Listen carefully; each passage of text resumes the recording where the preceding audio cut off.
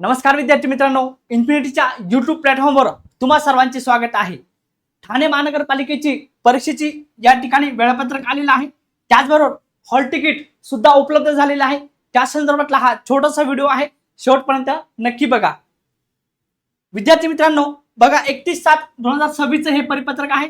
यामध्ये ठाणे महानगरपालिका सरळ सेवा भरती 2025 आणि 26 च्या अनुषंगाने परीक्षा ही ऑनलाईन घेण्यासंदर्भामध्ये आणि ऑनलाईन प्रवेशपत्राबाबत हे परिपत्रक आहे। यामध्ये ठाणे महानगरपालिका अंतर्गत तुम्ही बघू शकता गट क आणि ड या मधील रिक्त संवर्गातील पदांसाठी सरळ सेवा प्रवेशाने जाहिरात प्रसिद्ध करण्यात आलेली होती।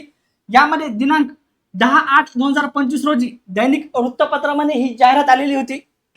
यामध्ये जाहिरात ही जी आहे ती महानगरपालिकेच्या अधिकृत संकेतस्थळावर प्रसिद्ध झालेली होती।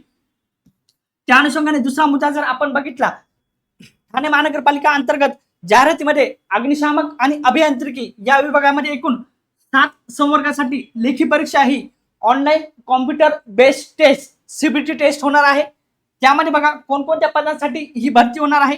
यामध्ये बघा सहाय्यक अग्निशामक अधिकारी, दुसरं वाहन चालक, त्यानंतर बघा फायरमन, कनिष्ठ अभियंता, नागरी, विद्युत, यांत्रिकी आणि ऑटो यामधील, त्याचबरोबर कनिष्ठ अभियंता 2 या अंतर्गत या संवर्गासाठी पदभरती होणार आहे।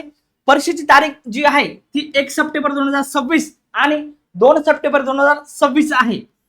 त्या अनुषंगाने जर आपण बघितलं तर वरील संवर्गातील जर संपूर्ण पदे जर आपण बघितली त्यासाठी ऑनलाईन आवेदन सुद्धा आलेले होते आणि ऍडमिट कार्ड सुद्धा आता ऑनलाईन प्लॅटफॉर्मवर उपलब्ध झालेले आहे। हे विद्यार्थ्यांनी याची नोंद घ्यायची आहे। ठाणे महानगरपालिकेच्या अधिकृत वेबसाईटवर www.thanecitygovernment.in या वेबसाईटवर तुम्ही प्रवेशपत्र डाउनलोड करू शकता आणि त्यामध्ये आपले परीक्षेचे दिनांक, वेळ आणि ठिकाण व्यवस्थित सर्वांनी चेक करायचं आहे।